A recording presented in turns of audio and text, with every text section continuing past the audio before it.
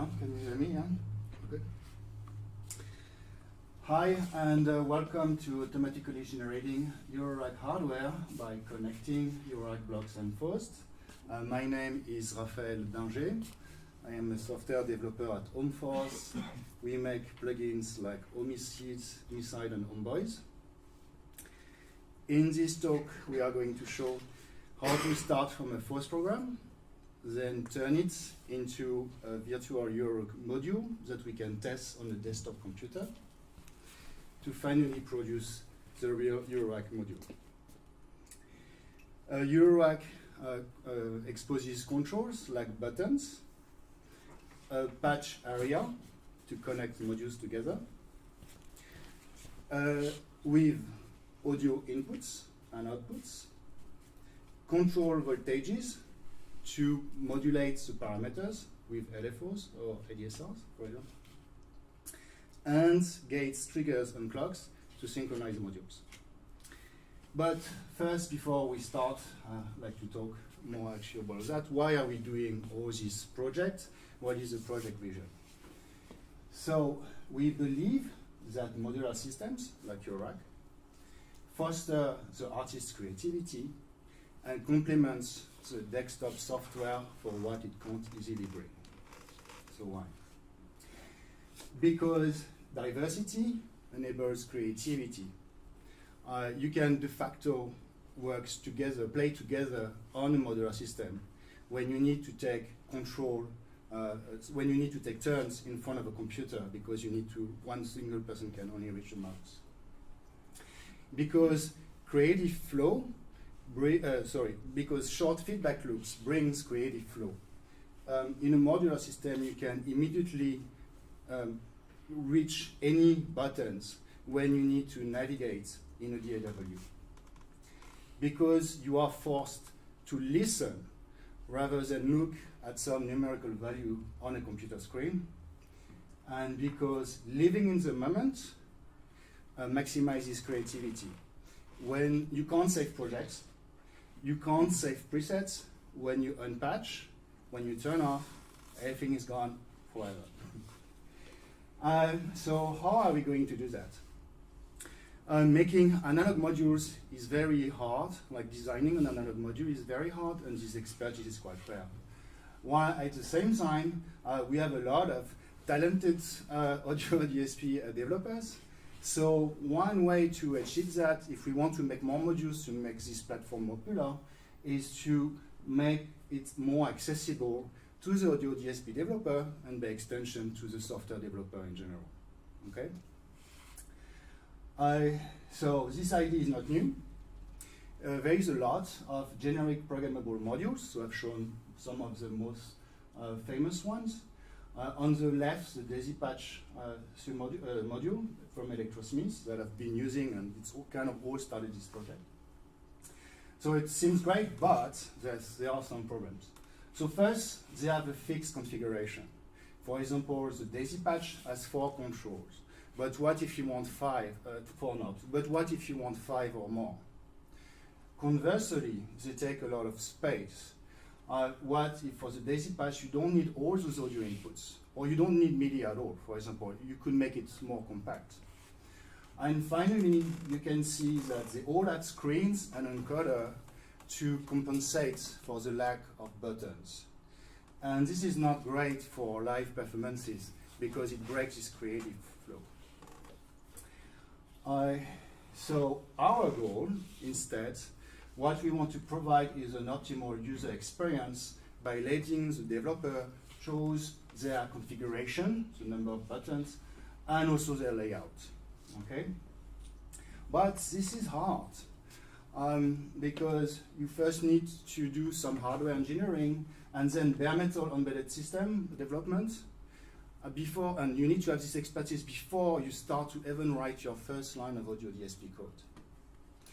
Enters Eurorack-Block, our open source project that is meant to solve this complexity by generating hardware automatically for you and by letting you develop the module on your computer before the hardware is even made. On the hardware side, Eurorack-Block is based on the Daisy patch. This is like this module here from Electrosmith, which features a powerful microcontroller, an audio codec, and some RAM. And everything is already at the Eurorack electrical levels. So a lot of electronics is already done. Then in the middle, this is a board we designed, which extends the feature of our first board and brings more knobs, buttons, LEDs, and so on. And finally, on the right, this is a board that you defined that we can, for which we can automate all the PCBs like front panel elements and things. This is automatically generated by Eurorack-Blocks. On the software side of things, Eurorack-Block firmware is based on libDaisy from Electrosmith also, which tackles entirely the problem of bare metal embedded system development. Then we have a simulator to do to test on the desktop computer. And this simulator is running in VCVRack. VCVRack is our virtual environment. And we made it so that the same exact code you write is going to both generate the simulator and the firmware. We have like a build system, an entire build system, to help with that and to simplify this task. And finally, we made a modern C++ framework to ease developing. But C++ is not exactly like the most intuitive language. So we decided to make some integrations. And one was with Max, with Gem, and of course one with Faust. And thanks to Faust with its giant library of DSP blocks, and because also Faust is more intuitive than C++. Finally, when developing in C++ an embedded system, even with our framework, you still need to know things about embedded system and in particular memory management. And with Faust, we can completely also abstract this away. People are going to develop like if it was on a desktop computer, not going to make any changes for them. So let's showcase like Eurorack-Blocks using our demo. We are going to make a simple low pass with one input, one output, and a big knob to control the cutoff frequency of the low pass. So we are going to make our project folder and bootstrap our default Faust template. And then we are going to configure, which means making the IDE project. We support VX Code, Xcode, Makefiles also for Linux. Here we are going to use Xcode. Let's navigate to our build system file, which references our Faust program and our user interface file. Let's first write down the Faust program. We are going to import the standard Faust library. Then we are going to add like a slider for our cutoff frequency that we are going to name FREC. And we are going to give it like 100 minimum hertz and 10 kilohertz maximum. And finally, use a simple resonant filter with our cutoff frequency and some more parameters. Let's move on to our user interface file. The default template already has one audio input and one audio output. So we just need to add our FREC control. So note that we call it FREC, and it's exactly written the same way as it is in Faust. We give it a position. We are going to give it a style, which in this case is a knob style, and Rogan is a brand of famous knob, and 6PS is a big knob. And finally, we give it a name that's going to be printed on the panel. We are going to build. This is quite fast. And we can now launch Rack. Right-click somewhere to show up the library. Here is our low-pass filter. We can connect it to some VCOs, LFOs, everything you can have in VCV. Here we are using a scope. There is also like a frequency scopes, analyzers. And then we can just change values and make sure that we hear what we want, that it's working as expected, and having the right behavior. Next, let's build the hardware, finally. This is going to generate some files, and we are going to have a look at them. So we generate a KCAD file. KCAD is an open source program to make electronics. So this will generate automatically all this for you. Here you see there is a rasness with white lines. This is meant for you to wire them, but you can also route them if you want. We have both modes. From the low pass, from the KCAD file, we also generated the Gerber file. Gerber is a standard for PCBs, so it's a file format for PCBs. You can just drag and drop in them. This is a manufacturer we have in Germany, but it works everywhere the same. Orders a number of pieces, let's say 5 here, and then finally you can pay. So it's quite expensive, but this is in Germany. So. Next, we are going to build our front aluminum panel. So for this, we are using a software supplied by a manufacturer, but it always works the same. They all kind of support the XF, which is a CAD format, which instructs us about like all size, dimensions, and so on. We just take the default parameters. We just put 2 millimeters for the thickness because this is like the Eurorack standards. We can import a PDF file to print on this panel, and voila, we've done our front aluminum panel. That's quite nice. And then finally, we are going to build our firmware. So this is going to build like libdaisy. So this was fast because like you just need to do it once. And this generates the files that you are going then to install on your DAISY patch module. And here what we just need to look at, if you see like this first line flash, this is the memory region where we store our program, okay? This memory region is 128 kilobytes, so that's quite actually small. And maybe something very scary for one line of Faust to see this 55 is not very like, but it's actually, most of it is taken by libdaisy.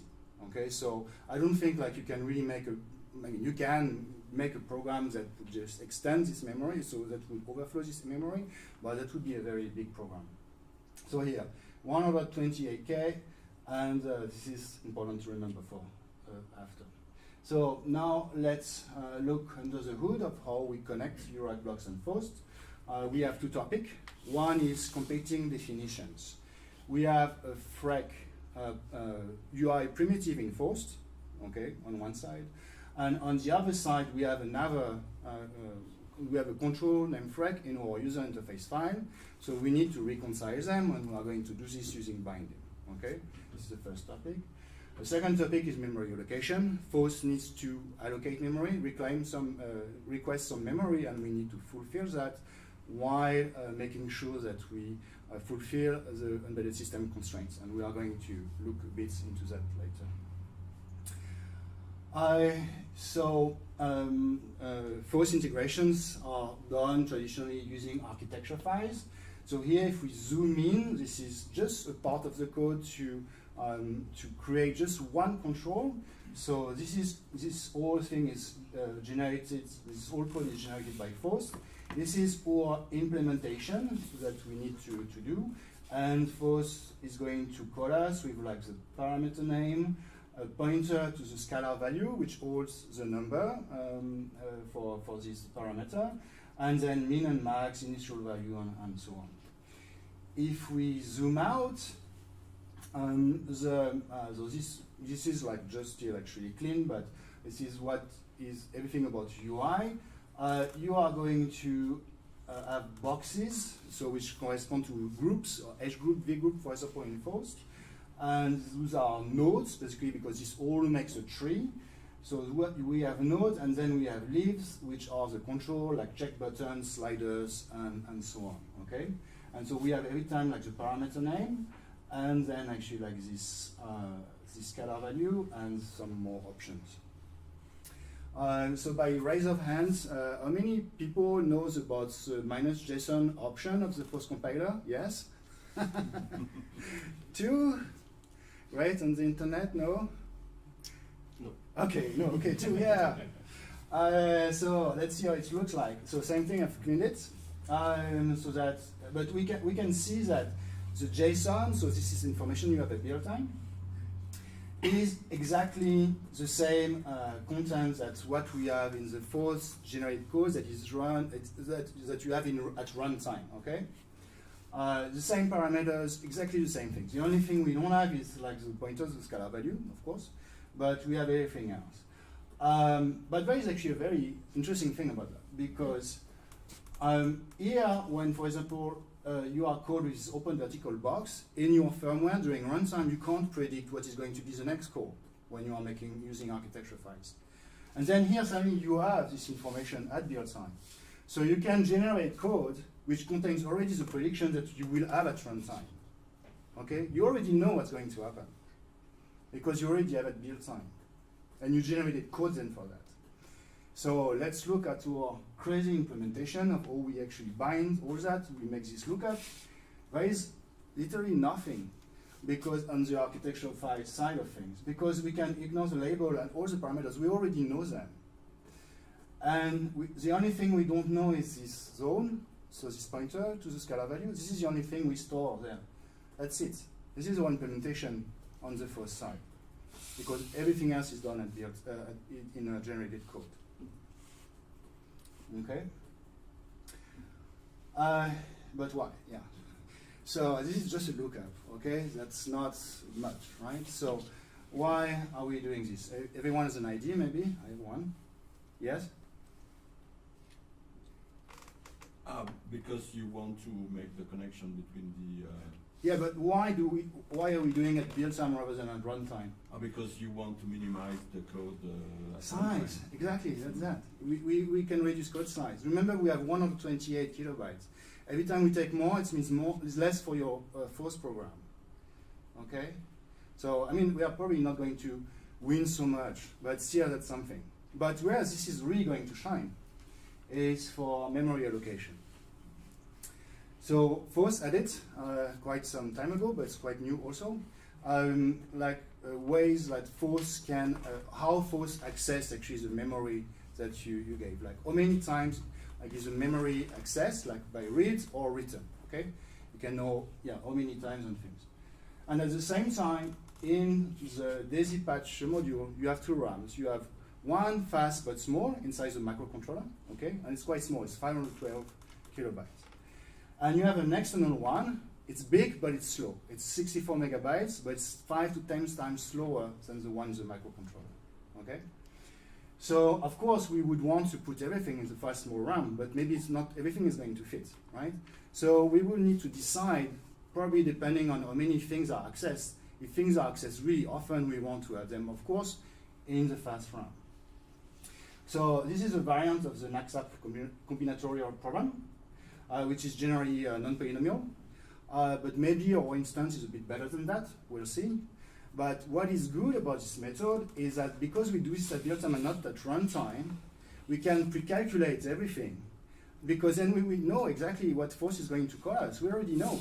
And the good thing is, like, if you turn on your module and you do things at runtime and it takes 5 minutes for like your module to work, that's not really nice. But we are doing it build time, it doesn't matter. You know, people can wait 5, 10 minutes, maybe it's fine. If we even manage to have an optimal solution, you know, that would be amazing. So this talk comes to an end. So we've looked at how to make a Eurorack module. It just took 4 minutes, by the way. Like this old video I've shown, it's 4 minutes, so it's quite fast. It's a simple module, but it's quite fast. And to show how we can use build-time information for runtime optimization, a generic method. So it's not just for this, you can use it for everything almost in Faust. And which of course brings like the next things we are going to work together on is how to integrate this into the memory manager.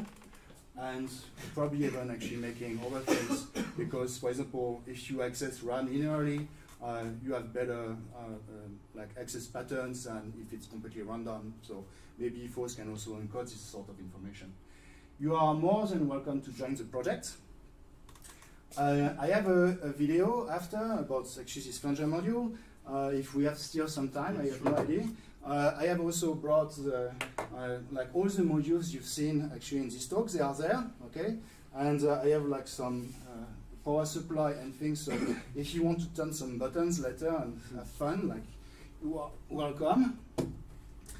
And yeah, or we can start with questions, and if there is some time. I mean, it's just a video. Is it working? Yeah. I can put techno. I live in Berlin, so you know. So yeah, the sound is probably not great, but yeah. So it showcase. This is like the Faust module. So one line of Faust, and boom, there it is.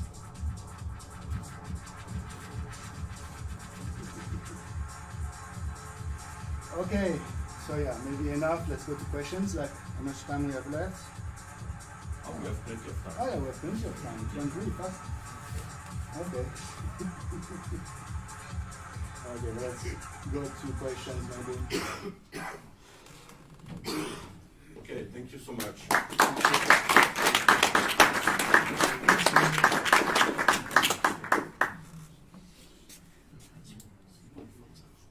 Hein? Si je parle fort. Ah oui, d'accord. Okay, so do we have any question? Since we don't have, yes, we don't have a mic, so you have to speak loud. So very interesting, thank you. So I'm not sure I get the memory allocation optimization part. So you don't have it yet. I mean Yeah. If you have lots big issue like echoes. Yeah. So for now, yeah, we don't. I mean, we have. So the question is like, what about this memory management? Is it implemented right now? So the answer is yes and no. So we have something for memory allocation, which doesn't actually always work if you are instancing a reverb. It's going to try to put it on the stack, and that's going to fail. This is an issue we will also address. And for now, we implemented like a monotonic allocator. So it's something that tries to stick, it's a greedy algorithm that sticks the most it can in the fast RAM, and then when it can't put it anymore, it starts to actually put things in the big RAM. So this is what we have today, and we are going to work next on the memory manager and solving the problem with the reverb we have today, reverbs in Faust we have today, and so on. Does it reply to your question? Yeah, partly, because we have the same problem with FPGA. There is a memory and all does not fit on the FPGAs. We have exactly the same problem, so maybe we can share. Then we need to work together, exactly, yeah. That's a good point. That's great. So I can answer one part. Louder, Stefan. We have at the first level we have added you know, this way of exporting the memory layout in a more precise way, giving information about read and write access number of each memory zone, but Rafael is still not using this information. And then we have into the C++ generated, but also into the JSON format. So the point was to use this information at build time so that we can, in some sense, prepare the memory allocation and at build time instead of doing that at runtime. But it's still not completely finished. Yeah, and still actually is quite some work. And if we want to do it very well, so it's going to take some time because it's a variant of a well-known problem, but yeah, we need to make some approximations. Let's see what we can do. Are there any questions? Yeah, internet question from Simon A. Is it possible to mass manufacture an Eurorack-Block module? Yeah. And how much would it cost to produce one module? That's a good question. The thing is, like you've seen, there is this kind of actually sandwich with like 3 PCBs in total. And of course, this requires a lot of labor work because there is those headers and things. So, and also to assemble, so you can't really easily mass manufacture today like this system. But we've been working on two features. One is custom boards. Custom boards allows to mix like this right PCB, the one where you have all your control, and then this backboard into just one board, one PCB. And then you just have the daisy patch that you need to connect. So this is the first thing. This is called custom boards. And we have like the manufacturer feature. This is like a combination of like a process, like how to make something from the manufacturer and the library of parts. On that, we are actually working like actively on this subject with a company called Electrodistro, which are the same people as Electrosmith, and they have actually all this process in place. And it's not only manufacturing the module, but also mass manufacture it, do logistics and distribution. So in the end, like yeah, it can be really actually amazing what we can do with them. And yeah, so this is like work in progress right now. Actually, the hematome that you've seen, this is a plugin from Faust, is using this technique. So if you want to see, I mean, people on the internet, but if some other people are interested, I can show you actually how it looks like. It's made with this technique. Well, it's quite cutting edge.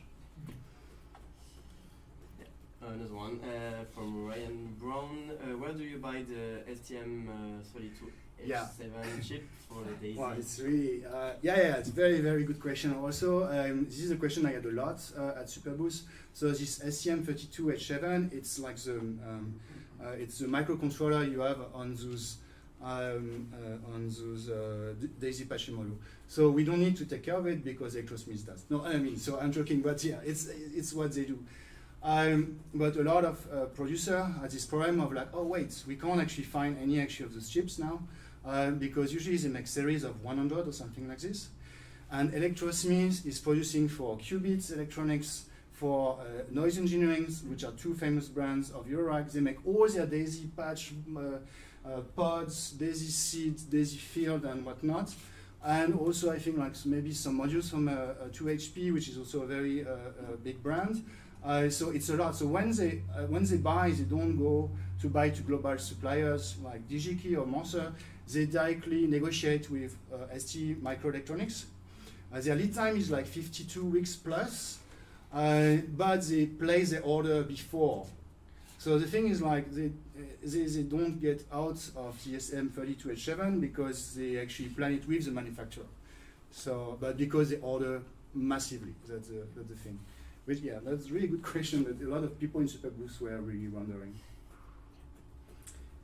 Any other question? I have one. What are the reaction of the customers or the potential customers? Because I think it's such an exciting project and really very interesting. Yeah. Are the people enthusiastic like me or? Yeah. So for example, there is Mark Nostromo Instruments. This is Mark, and he's a DSP developer at Ableton actually, and he made this module. So this is a collaboration we did, and so he said at least like the collaboration was quite fluid. So I'm happy about that. And this is a module he made, so we can also actually test it. It's a kick, it's really nice. So people are enthusiastic for now, but it's still very new, so it needs to get more people. That's also why we did the integrations in the first place. So you are welcome to join. For now, I'm almost the only one to develop the project. So we have 5-7 minutes to. Can you make a demo of the? I mean, there is a lot of things to plug in. But, okay. So. Okay. I heard a question about the interface of the hardware. I mean, the design of the interface. I mean, yeah. So here it seems that it's completely automatic. So if you have lots of controllers and they are put in a way that you don't like, I mean, do you use only the way UE interface arrange them, or do you manually modify them after to have something? So I'm not sure I understood properly the question. So I can translate the question, so to speak. Are you using the automatic generation of the Faust interface, or you are doing that manually? Yeah, no. So we completely ignore all the presentation in Faust. This was your question? Yeah, we completely ignore it because I mean, you've used LaTeX, right? And already making layouts, on pages is really a complicated subject. I think it gets to another level actually with this, because you need to take into account that you can put your fingers between buttons, for example, those kind of things, and really space. I mean, like a Eurorack system is like a rental company. Like the square inch cost is actually quite expensive. So you're really trying to have things that are still compact, but also really nice to play with. So it's really hard, and for now somehow you still need a human actually for that. But that could be also something like to make automatic placements. Maybe you need some AI. This is very apparently famous. In the demo that you showed here, when did the human manually? Yes. So sorry, maybe it went really fast. This was in there. So we just put the a definition. Oh yeah, look at this. Oh wait, I was exactly on it. So this is here, this position. Oh, you you have see? the position, okay. Yeah. Okay. So you put the position. Yeah. Fine. Yeah. Any other question? Yes. Okay. Well, we have time to discuss a little bit. So, Sam. I guess my question is, what was the initial inspiration or the initial ideation for creating a project like this? You mentioned kind of the reasons why it exists, but Yeah. was there a customer that came to you one day and was like, "We need this, please make it happen," or what was kind of the idea? So it was this basically. So I mean, this brings back memory, but this was like a studio we had with my friend. It was his studio actually, and this was actually the jam we were making. So this is his system. This is my system. Very small things, and here like things in between. And we were jamming almost every week for maybe a year or so, and I think we made like hundreds of tracks. And quite quickly we realized, wait, actually there is a lot of modules, but still actually you want more for the genre of music you are doing and these kind of things. So quite quickly we decided to make some modules. Then he was working in a Eurorack shop, so he heard about the Daisy patch, and he told me, hey, you know how to develop, maybe look into that. And this is like, yeah, put my hand and then and this is how it started. And yeah, and the people from Electrosystem are really great. I mean, you know also, and yeah.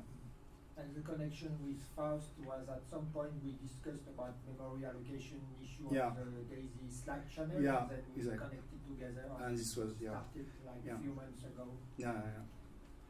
yeah, things started quite quickly actually. Yeah, it was really nice. Brings back a lot of There memories. is a question. Have you thought about using this similar technique for other types of hardware? Like I can think of maybe guitar pedals or things like that. Yeah, totally. So guitar pedals is one. There is also, the modular synthesizer world. You have also like the MU format for support from Moog. And guitar pedal, for Home Force, for example, like making Eurorack is actually one thing. But making guitar pedals is, even from a market perspective, way actually bigger than Eurorack.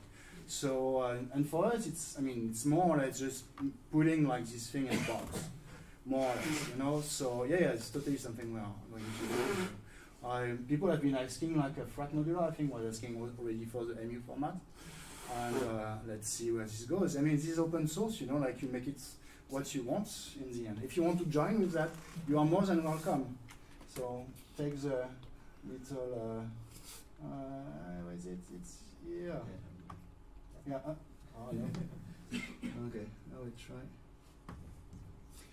Yeah, I'm almost alone actually to develop this project. So if you want to join me, we are really more than welcome. I will say it third time.